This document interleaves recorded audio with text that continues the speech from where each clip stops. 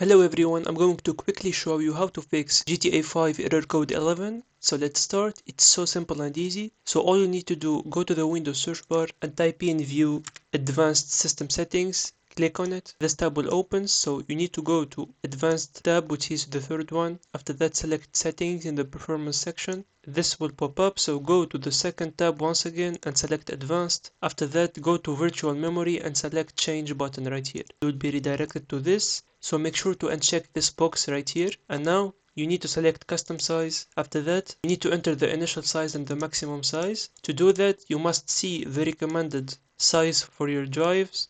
So as you can see here, I have nearly 4000. So what you need to do is to enter a value a little bit above that number. So I'm going to enter 4200 for the both. Make sure you don't exceed the currently allocated one. And that's it. You just need to select set and then select OK. Now make sure to close everything. After that, you just need to restart your computer. If you find this video is helpful, make sure to like and subscribe, and see you on the next one.